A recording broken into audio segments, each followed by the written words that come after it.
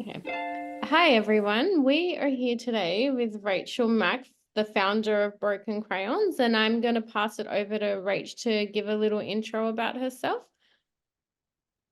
Hi everybody, my name's Rach Mac. I am the founder of Broken Crayons Still Colour Foundation. The reason I started my foundation is I am a survivor of horrific domestic violence. Thank you so much for giving up your time. I know I do, and the rest of the Law Student Society really appreciate it as well.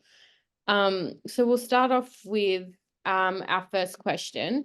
Can you explain what domestic violence is as a victim and who has come out the other end, and the founder of Broken Crayons Still Colour?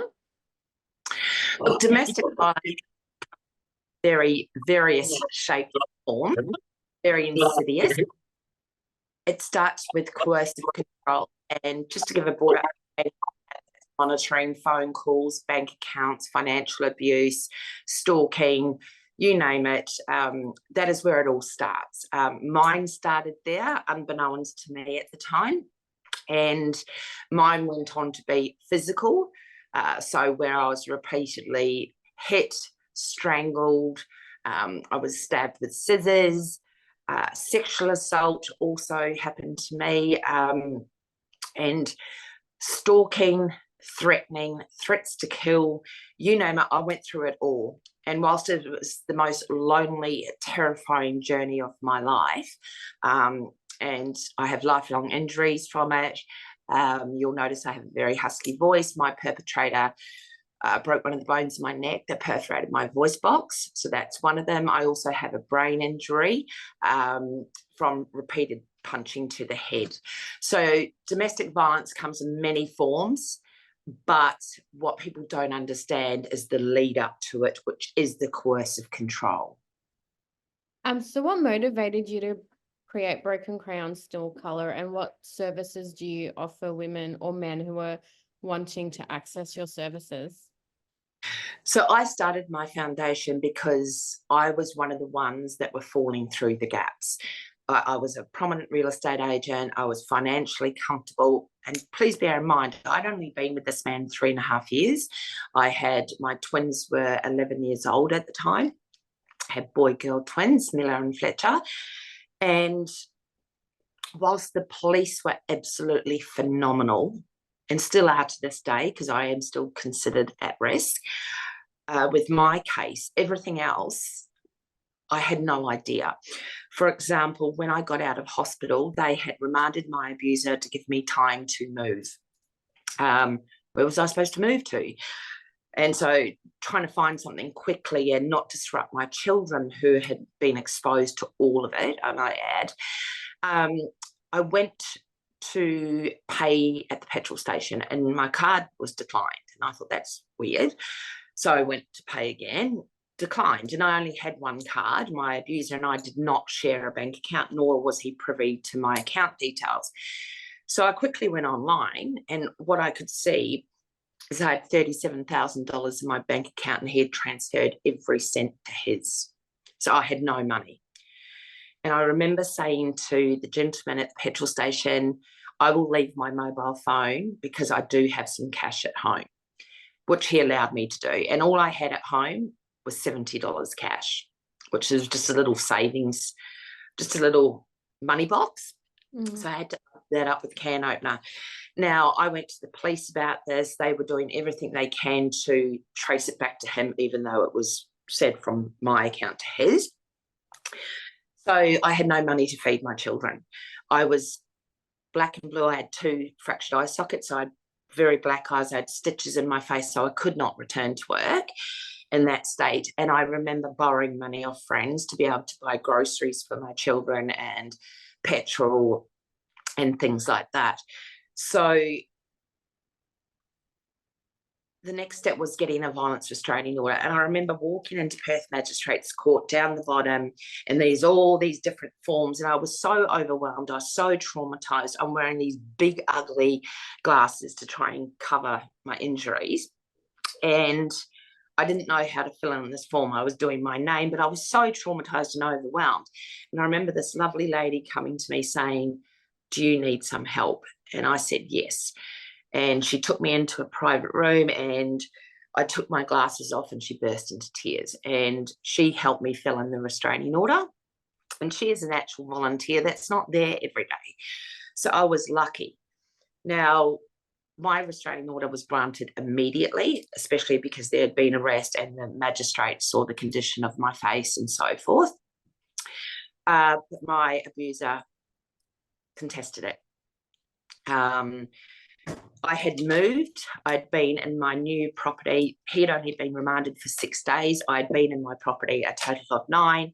I went to the front door. There was a knock at the front door, and I said, "Who is it?"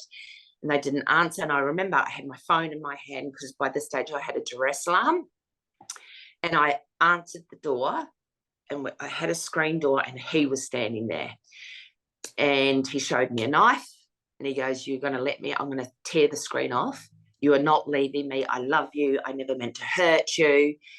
Meanwhile, my twins are inside. He said, "Rach, if you don't let me in without fuss, I'm going to stab you. I'm going to kill you. Then myself and your children are going to have to clean up your blood." Oh, that's awful. So then I was stuck with this man again, and there was just so many gaps. You know, I remember one lady who had overheard me and getting my restraining order, and she worked for an organisation, and she ended up contacting me on Facebook, and she said, "I'll never forget hearing your story. Please come and see me." And I had the children with me, my twins with me, and she gave me 2 $50 Woolworths gift cards. And she said, "I will help you with whatever you need." But to try and navigate the judicial system, to try and keep yourself safe and your children, I remember going to the school and saying, "This is my restraining order. This is a picture of my perpetrator. Please keep my children safe." And I was humiliated. I was embarrassed. And how could someone like me get myself into this situation?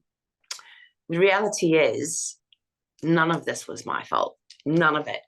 So I decided that if I was trying to navigate things, and I have a very good education, then I needed to do something to try and get advice and give advice. So I started a very small online Facebook community group, and from there it just grew and grew. I educated myself. I remember going to court every single day during the week to listen to domestic violence cases, and I was taking notes, and I did courses. But no matter how many diplomas and degrees I have, nothing is more knowledgeable than my lived experience. Yeah, and it gives you that sense of empathy because you can understand how lost and vulnerable someone is feeling when they're leaving that situation. I mean, it's absolutely terrifying. We hear all the time that you're most at risk of being killed when you leave or you have left. And that I can attest 100% that is true, because the second brutal attack, now you've got to remember, I've moved 19 times since 2017, was he got me again. And I had done a radio interview, and I live a very vigilant lifestyle. I'm hypervigilant. It's just me. I'm used to it now. And I was walking to my car. This is in the evening, and I had no idea, but he was hiding in the bushes and got me again, and fractured both my eye sockets, knocked my tooth out, broke my ribs. I was unconscious for 12 hours and woke up in hospital. But the thing that kept, like, how did he keep finding me? This was the thing I had no idea about. And then I said to the police, "I've got a feeling he's following me, or he's getting someone to follow me." And the police went right through my car and found a tracking device. So he had a tracking device on my vehicle. He also had remote spyware downloaded to my phone. So he knew where I was at every given minute.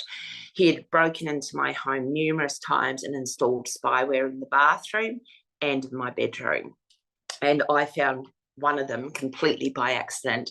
I was dusting my bedside tables, and there was a little alarm clock there, and I thought, I don't have an alarm clock. It was tiny. It was like a little cube, and it was flashing. And I straight away took it straight to the police, and they went, "Yes, this is a recording device."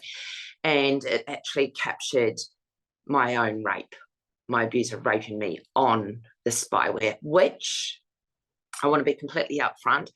I would press charges with everything. I'd report every single breach. My abuser was convicted for everything he did to me, but I have not proceeded with this yet because I didn't feel strong enough. And I know I have quite a bit of time to still do that. And the evidence is there because of his own spyware.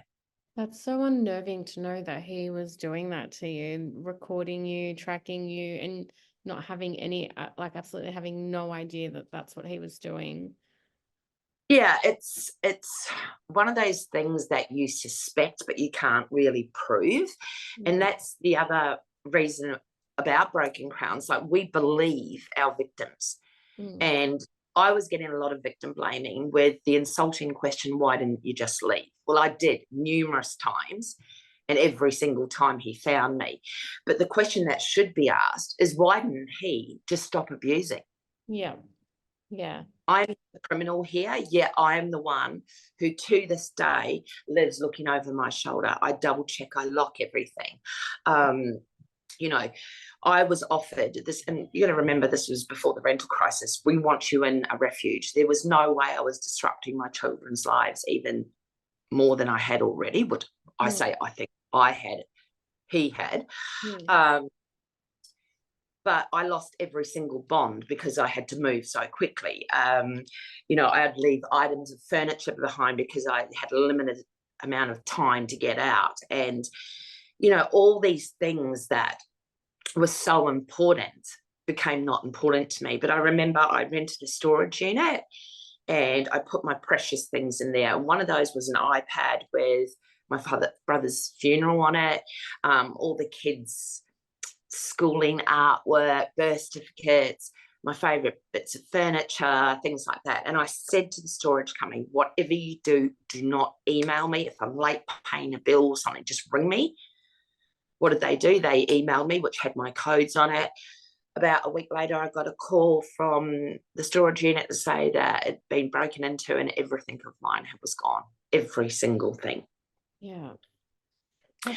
So I had to become my own advocate. I had to fight for my own life, my own rights, and use my voice. And I was becoming stronger and stronger with every little thing he ever did to me, no matter how big or how small. It empowered me to fight harder and to navigate a judicial system when you're overwhelmed and you're traumatized is one of the most difficult things you will ever do. And then the defense lawyer calling you a liar and you're making things up. And I remember I couldn't remember a certain date. And it was quite a brutal attack as well. My children were home. But I remembered what I was wearing. I said I was wearing pink and white striped pajama pants. I had a white T-shirt on and I had my hair on top of my head and I was in the kitchen cooking. Well, if he hurt you so badly, why don't you remember the date? And trying to say that I was the toxic one. You know, and you still get that this day with people going, well, why didn't you just leave? Well, what did you do for him to hurt you so badly? There's always an element of blame and shifting. And I am determined to change that narrative. So Broken Crayons was created to believe a victim, assist a victim, whether that's male, female, we do all genders. Domestic violence doesn't discriminate, neither do we, and give the voiceless a voice. So I use my voice for those who have temporarily or permanently lost theirs. Now, the services we offer at Broken Crayons, I'm very proud of this. It's also, in this day and age, quite unbelievable, but we're the only organisation in the nation that offers emergency relocations. That's where we get in our vehicle and we will go to the victim and get them out. These are normally planned and planned to a T, to try and be as safe as possible. Once we've got the victim safely out of harm's way, we provide them everything they need to lessen the chance of them returning to their abuser. So furniture, white goods, linen, decor items, toys and school supplies for the children. We provide clothing, toiletries, baby items, food hampers, advocacy. So we will attend court with them. We do all the documentations with them. And I'm very proud to say in only 3 years, without any government funding whatsoever, we have achieved a safe haven counselling and education space. We have a huge warehouse that houses all our donated furniture and items, which we at the front of the warehouse, we have our social enterprise markets, which is another thing I'll talk about shortly. But we also have not one, but 2 safe haven accommodations. So one houses 2 mothers and 4 children. The other houses 6 mums, 10 children, and an on-site manager. And this year we're hoping to achieve our 3rd, which will cater for men, because currently in WA, which I think is absolutely abhorrent and disgusting, there is nowhere for male victims and their children to go to. So we are going to be the game changers yet again in that space by having the first one in WA for males and their children. It's amazing. You're amazing. I've got goosebumps listening to your story as well. Could you discuss the impact of domestic violence on individuals and their families? I always get a lump in my throat when I say this because it's so true. DV is the gift that keeps on giving.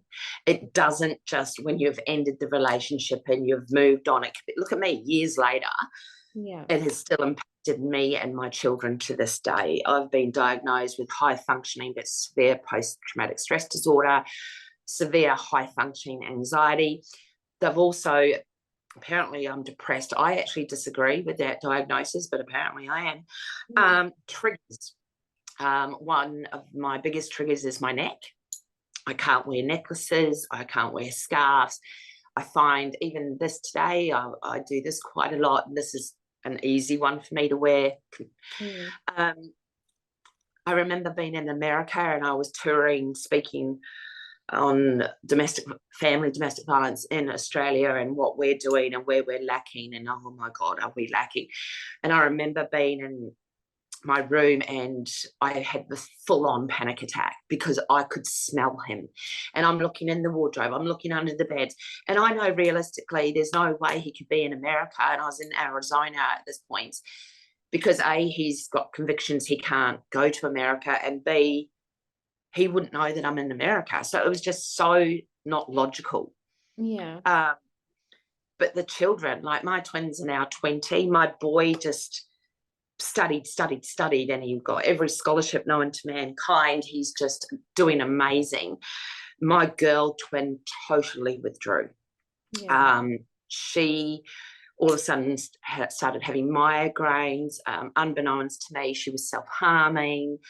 It wasn't till I got a call from the school and they said Miller has self-harmed and requires an ambulance, and I just about died because that guilt, that mother's guilt that I exposed my children to this, and now my daughter is suffering so mentally, is still with me to this day. I don't think that will ever go away. And she has been diagnosed with severe depression, severe anxiety, post-traumatic stress. She was on medication from the age of 12 to 19, and because she just couldn't cope. And how all this came out was in the criminal psychologist who said this will impact the rest of her life. Because Mila, my daughter, actually saved my life. So when he strangled me unconscious, unbeknownst to me, she was trying to get him off me, and he's a very, very big steroid monster. And she was on the phone to the police at the same time. So to see her mother so badly bashed and he had stabbed me with scissors has really affected her. To this day, she still says, I'm never going to get into a relationship because I don't want to be hurt like you were, Mum. So that's heart-wrenching, but she has weaned herself off her medication. She's working full-time, but she still will ring me up. I'm pretty sure I just saw her, Mum. What do I do? What do I do? And, you tell your employer, but she doesn't want to. If he comes in, you walk out. You go and hide somewhere and ring the police. So, there's that. And then there's the isolation that perpetrators put you through as well. So I've lost numerous friendships because they were sick of seeing me beat up. I'm like, why didn't you just leave? I remember my boss at the time, because I'd sold my real estate offices in Queensland. It was the middle of summer and I had scarves around my neck and I was covered head to toe like it was winter. And he said, remove that scarf now. And I removed it and I had massive strangulation marks, and he gave me $10,000 and said, run. But so I lost my entire career as well. That's just speaking on me. But the impacts that it has on other victim survivors is we all have some sort of mental illness. We all have triggers. A lot of us, our confidence is completely gone. Many of us lose custody of our children and they're taken into care, especially with Aboriginal Torres Strait Islander, because how they operate. Well, if you do not leave your abuser and your children are being exposed, we're going to remove your children from your care, which I understand and somewhat agree with. However, one of my clients more recently did as they said. She left. She had absolutely no money. 2 little children, one was 2 and one was 4. So she left. She spent the night in her car. Then she called Department of Child Protection, said, I've left. I spent last night in the car with the children. I've got $35. Can you help me find somewhere to stay? And they said, you are now deemed homeless. We're coming to get the children. Where are you?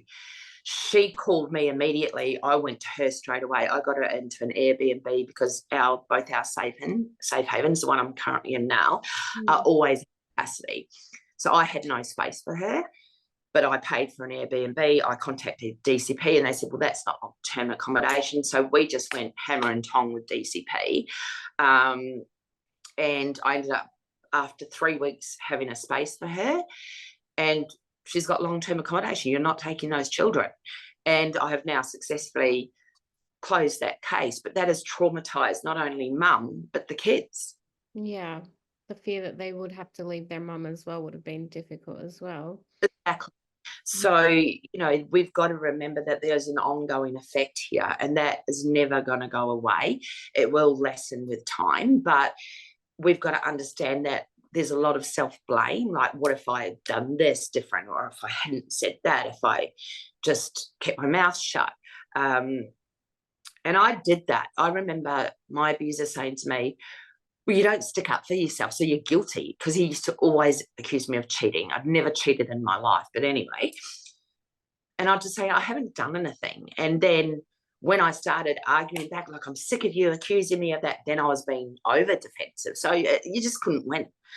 The lack of self-confidence, I remember I just couldn't look people in the eye. I was so scared that he would think I was trying to flirt, or people would see how broken I was. And I was extremely broken. I was a very broken woman, to the point that I decided the last time he'd broken in that, and my children were with their dad. He's an Air Force pilot. He was residing in Perth at the time, and we were doing week on, week off. My twins were with him.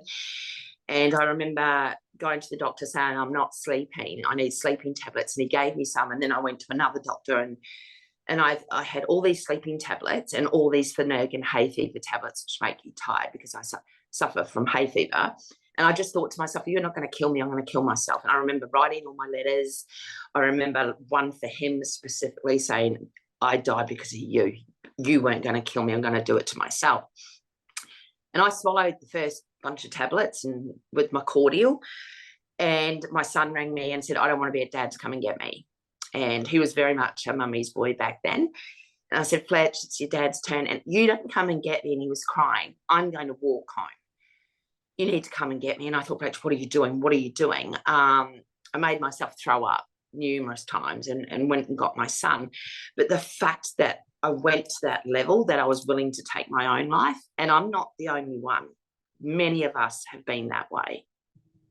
And sadly, we are losing a lot of men and women to suicide who are suffering domestic violence because they just can't take it anymore. Yeah, and survivor's view doesn't help. It's not as easy as just saying, why don't they leave? Because it's not, like you said, there are so many gaps in the system. A lot of women and men end up going back because it's easier. Yeah, especially with men, because there's the stigma attached to it as well. And that, that just horrifies me that these men are suffering. But they're embarrassed because he's supposed to be the big tough male and she's, the female. There's some very evil female perpetrators out there. It's simple as that. But just little tasks, like I would say to my clients, excuse me, birth certificates, Medicare card, passports. I want you to give them to someone you can trust, even if that's me, another set of keys. I'm going to give you a phone, because the one things perpetrators always do is smash your phone. That you can hide, that I'm going to put a little bit of credit so you can dial 000 if he's taking your phone, or photograph your injuries, send them to me straight away so I can document them. Start, how much do you have in your bank account? And she goes, well, he takes everything. This is 9 times out of 10 what comes out of the mouth. But I get $300 a fortnight for grocery shopping. I said, all right, start taking $40 of that and hiding it. Oh, nobody asked me for receipts. Not everyone says that, but it's trying to get them to a little bit of money. Open a bank account in another bank. And then it's like making the arrangements with, like, clothing. Do not pack everything. Take some of the things that you need, put them in a garbage bag in the back. Say to your abuser, I'm going to drop this off to Good Sammy's. It doesn't fit me or the kids anymore, or it's a bit dated. Do you have anything you want me to drop off so it's less suspicious? So the planning that we do is really intricate. Yeah. But that's, I suppose, the safest way to do it, right? That's it. Exactly.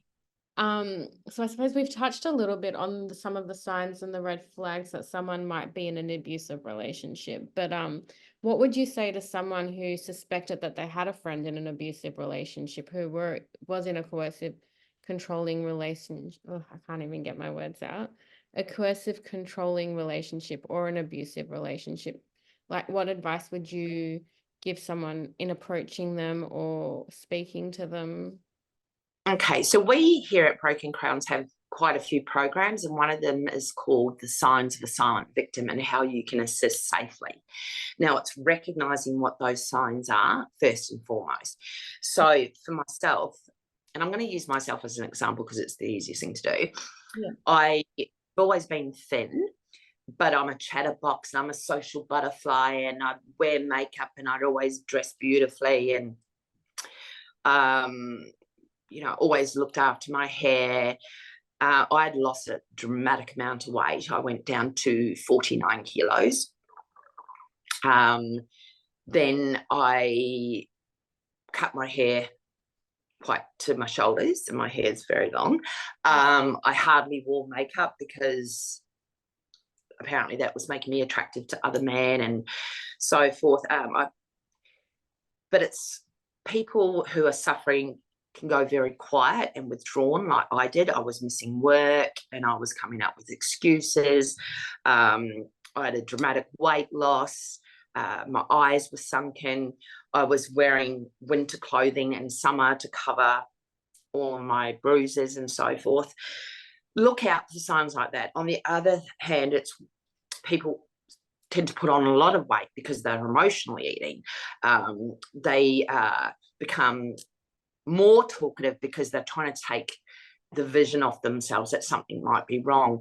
They will make excuses to stay back at work if they're working because they don't want to go home to the abuser.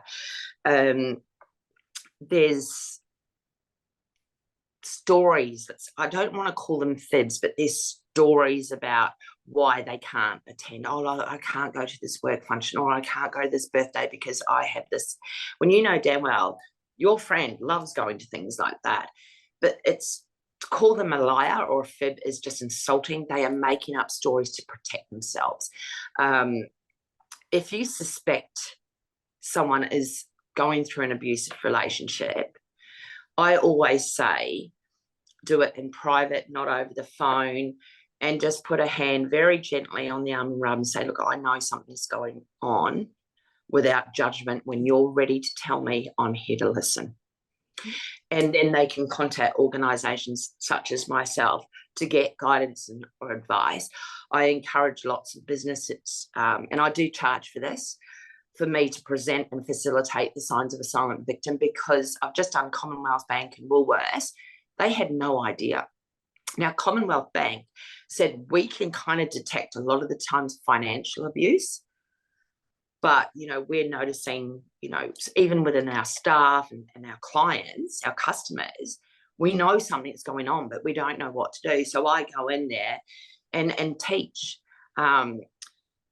giving someone there's all these resource books out there, right? And they're like this. That is the most dangerous thing you could ever do. Ours is this. It's almost the size of a business card. It's on paper, so it's folded, so you can screw it up. And it's just got the numbers and websites where you can go get help. But a lot of people, especially males, are ashamed to ask for help. Yeah, and that's the stigma in society, right? Like, men are strong, and then the women gets victim blame, like you were saying, like, why didn't you leave? What did you do? And so it does, I suppose, make it a little bit harder to reach out, right? It is, and especially a lot of my clients who have had police involvement, because there were no obvious injuries, they're not believed, or they don't think the situation is as bad as it is. Now, for example, I had a bruise on my neck, on the side of my neck, that was probably the size of a 20-cent piece. And I was bleeding from my ears and my eyes and everything else. And they were he'd booted me in the back, and I had a big boot imprint. And they photographed me and all my injuries. I said, my neck, there's something really wrong with my neck. And they go, no, it's only a little bruise. Believe we know our own bodies. And I was going, please, I think you need to worry more about my neck. And then obviously I was taken to hospital, and it was discovered that's what had happened. So, and a lot of times when police attend, the abuser is there. We're not going to open up, because we know the minute we close that door, we're going to cop it tenfold. So it's about being patient, being understanding, and knowing he or she and the children are at very great risk. Yeah. So we've touched on this as well slightly, but if a victim is wanting to leave an abusive relationship, what would the first steps they should take to do so safely? Tell someone they trust. Tell someone they trust. And it can't be, you got to remember, blood's thicker than water. And when you're in a relationship with someone, you have mutual friends. His friends become your friends. And get all them. Do not go to them. Whatever you do, do not. Because loose lips sink ships. So I go to someone you trust. It could be your manager at your work. It could be your best friend who's not associated with him, and let them know what is going on. Reach out to organisations such as my own to help you plan. We do it. It's called an exit plan, and then a safety plan afterwards. So once we've got you out, we still need to keep you safe. There's measures that we have to put in place, and you have to put in place to keep yourself and the children safe. To this day, I do that. To this day, I have a safety plan for myself. But it's telling someone. It's, if you're being physically, try and get photos of your injuries and send them to somebody else, because like I previously stated, the abusers will smash your phone and take your phone. Start putting things away. But if it is becoming that horrific, that it's actually becoming a life-death situation, you just got to ring 000. And my advice is to not only scream, say, I think he's got a gun, because they will be there that quickly. Yeah. God, that's, yeah. And so then in that process, obviously the next step would hopefully be that a victim survivor would get a protection order. Yeah, so normally if there is a police involvement and they consider the victim to be at risk, they will give the perpetrator a 72-hour move-on order. 9 times out of 10, they'll break it because they believe they're above the law. But people will say, and I've even said it myself out of frustration, it's not worth the paper it's written on. But it actually is, because the more times they breach, the more we're building a case and the more trouble they're going to get in. You know, mine breached in the first, I think it was the first 4 months, 49 times. Oh. The restraining order is very important, and get the children on it. Now, everyone that I've had dealt with in the last, I'd say 3 months, every single one of my clients have said, but he's such a good dad. And we're talking about male perpetrators now. I still want him to see the children. Well, honey, he's not a good dad if he's doing this to you. No good father beats the mother of his children. So, all right, I understand, because I didn't have children with my abuser, so that might be a little bit more difficult for me to understand, but it's all right. Let's put these measures in place where their children are on a family violence restraining order, and he can have supervised visits, or, you know, your mum might drop the kids to his mum's and they have a couple of hours here and there. So you can't just cut someone off, because the thing is, what everyone fails to realise in all this, when we leave our abusers, doesn't mean we stop loving them. We've been trauma bonded to these perpetrators for so long. We've changed, but the love's still there. I still loved mine. Do I now? No, not at all. But do I hate him? That's debatable. But you can't just flick off the feelings in a relationship. So we're also grieving the end of a relationship. It's almost like you're just mourning everything all at once whilst you're traumatized. One of the most difficult things to do. So it's planning. And if you don't have time to plan, you've just got to call 000. And I say to people all the time, like, you'll hear of women being killed, and the neighbour goes, I heard screams, but I didn't want to get involved. How hard is it to pick up a phone and dial 000? Like, seriously. Yeah. You could possibly save a life, because a lot of these women that we've lost last year and this year could have been prevented. Yeah. There's hands down could have been prevented. And I think if you're not helping, you're part of the problem. Yeah, there's a saying that I've heard, that silence is violence, and I completely agree with that. If you know something's going on and you do nothing about it, you're part of the problem. Well, that's part of our motto on Broken Crayons. Our logo is silence breeds violence. Yeah, yeah.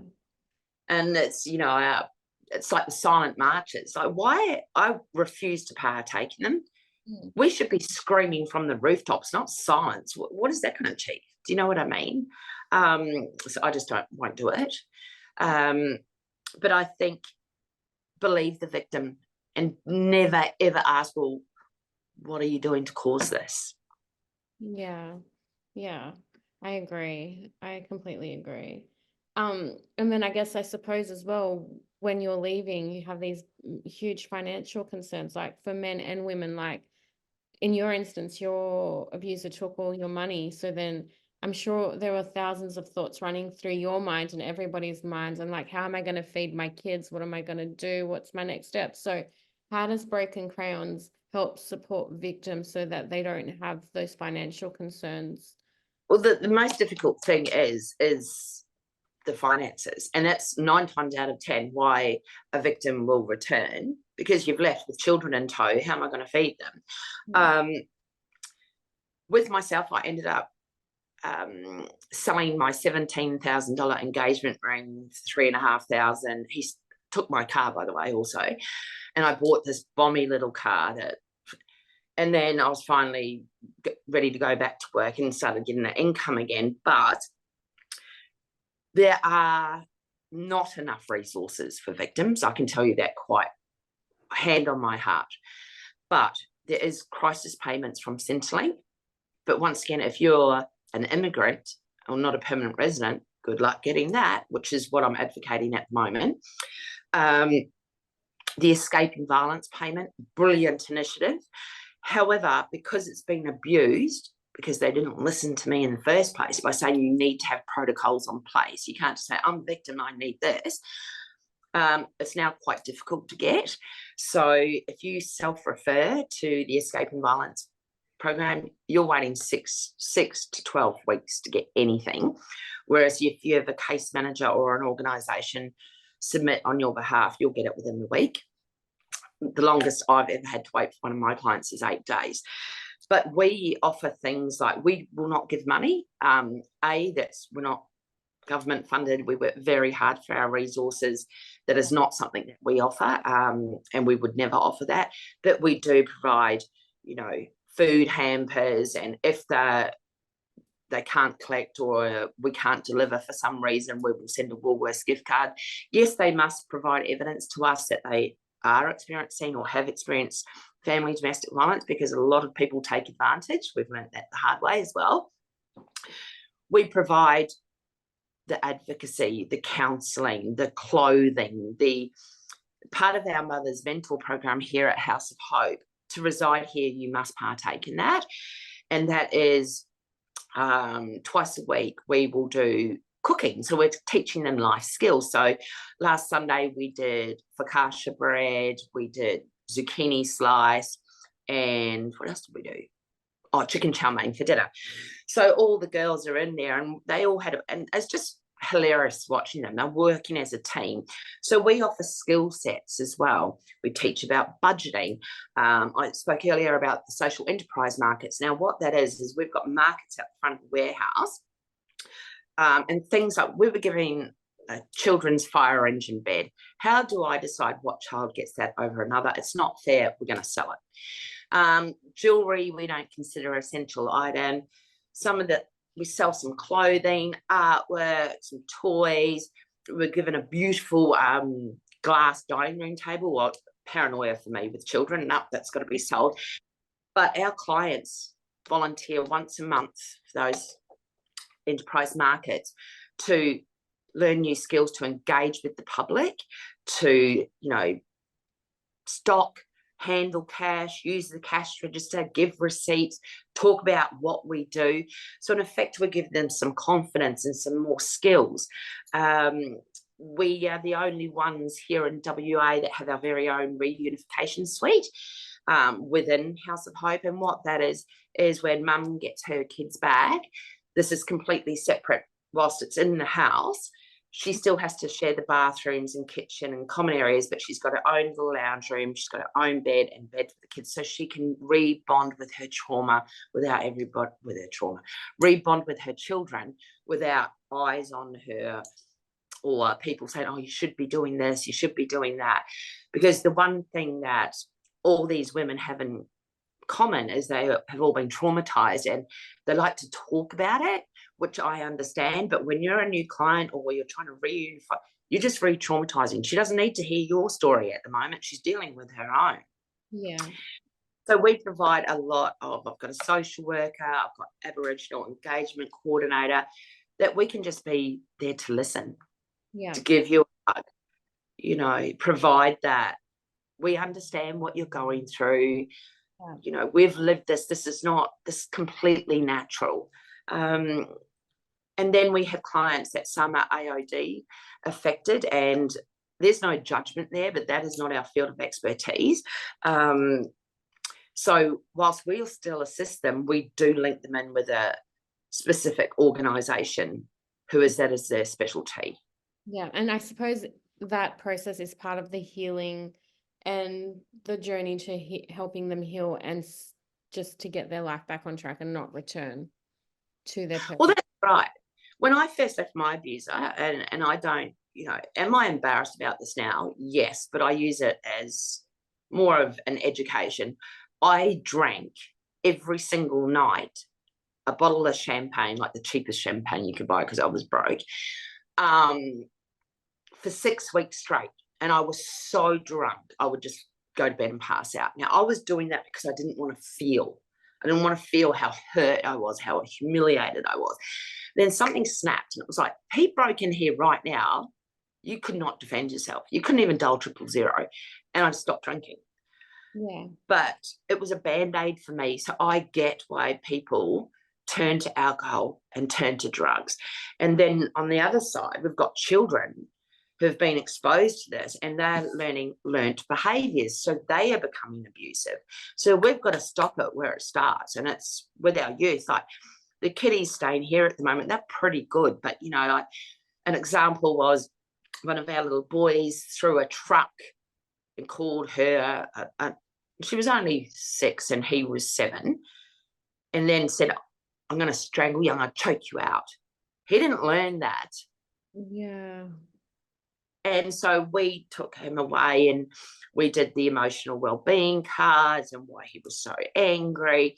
And we realised this kid, because this is a new client in here, this kid needs some real hands-on. He's very protective of his mum. So they're more than just the victim here. The children are also the victims, and we have to understand that and educate around that. Because I suppose as well, coming from a legal side, studying law and having such an interest in children in the criminal justice system, a lot of them act out.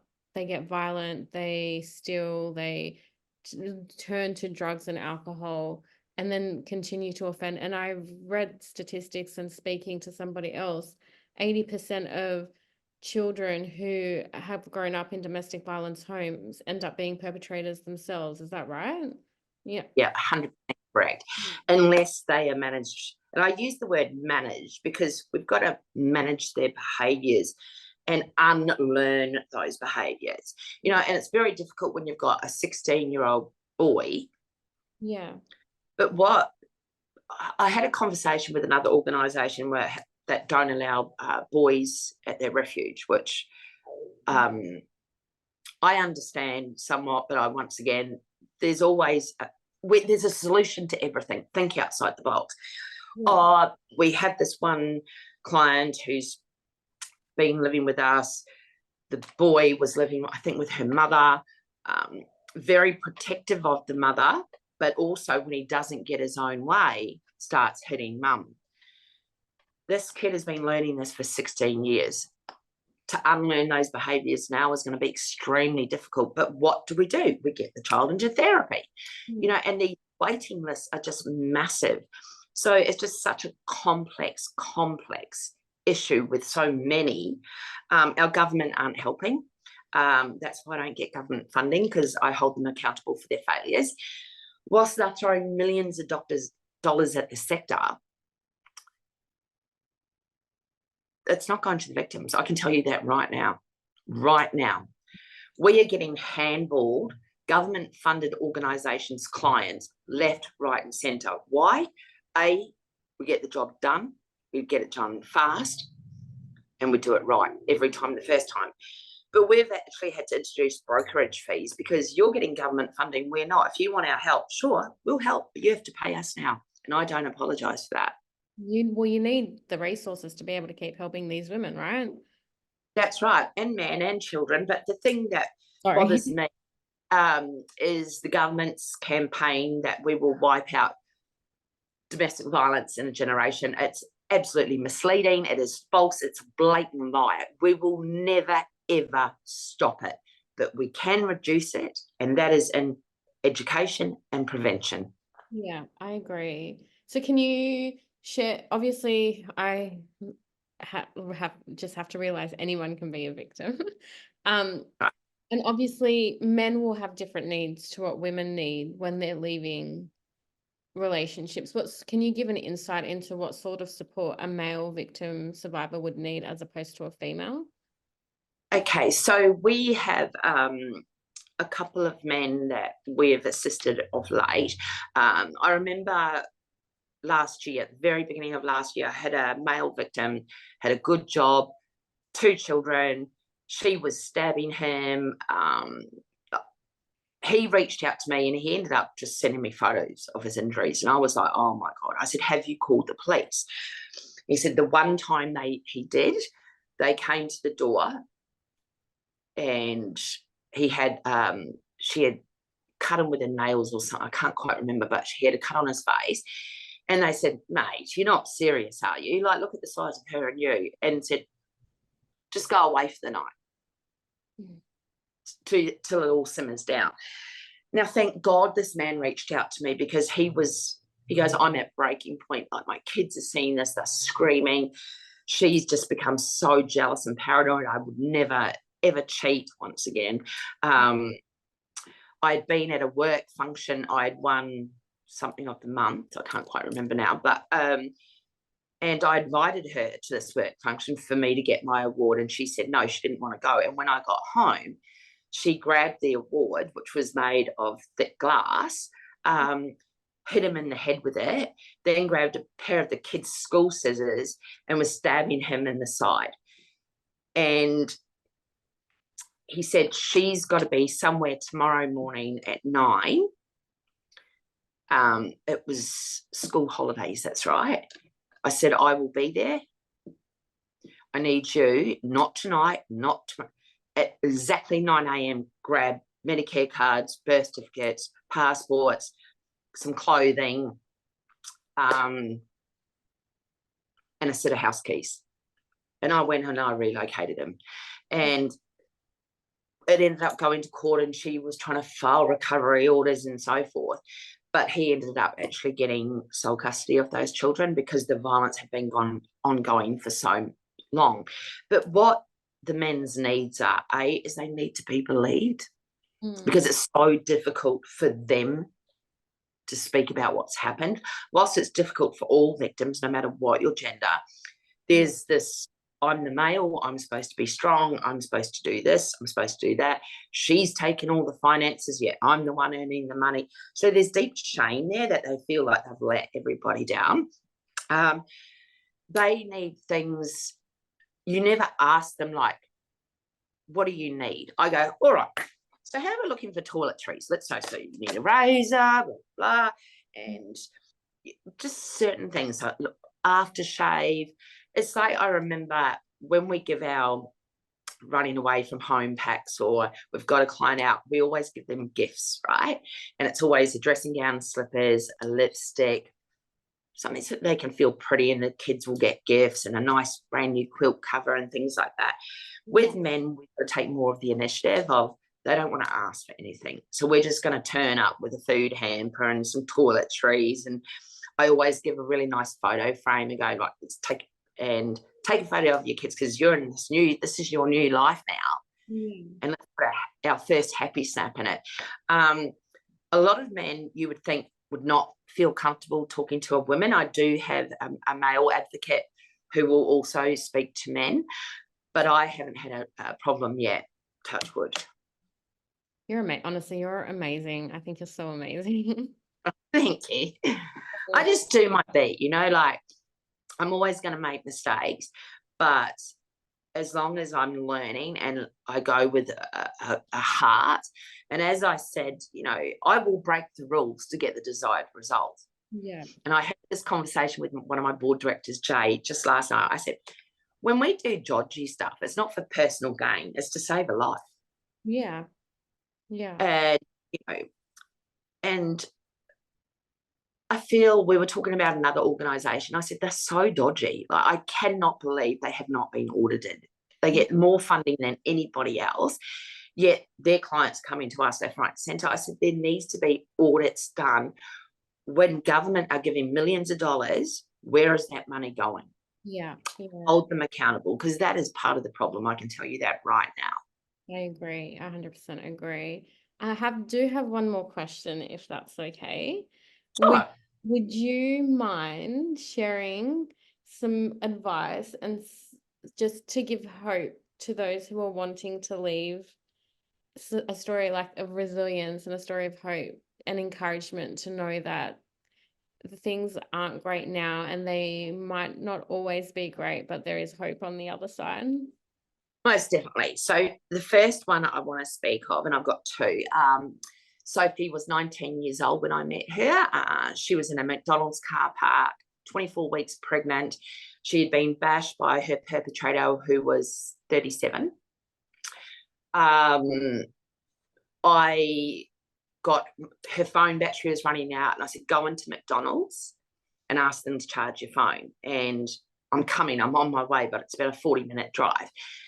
And she went in there and they wouldn't charge her phone. I said, is there anything else? She goes, there's a Red Rooster. I said, go in there. And they let her charge her phone. and I got her crisis accommodation that night. And then DCP opened a file on her and wanted to come and see her in this crisis accommodation. I said, no, wait, she just got here, and you will not see my client without me being present. Give her a week to settle in.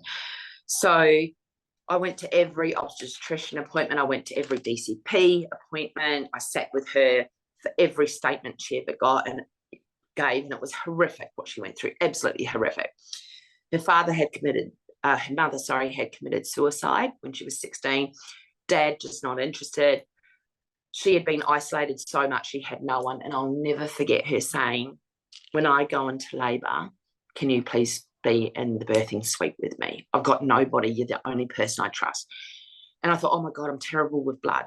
And I went, yeah, I will definitely do that for you, Soph. And we provided everything she needed. We then got her into transitional housing, so she was out of crisis care.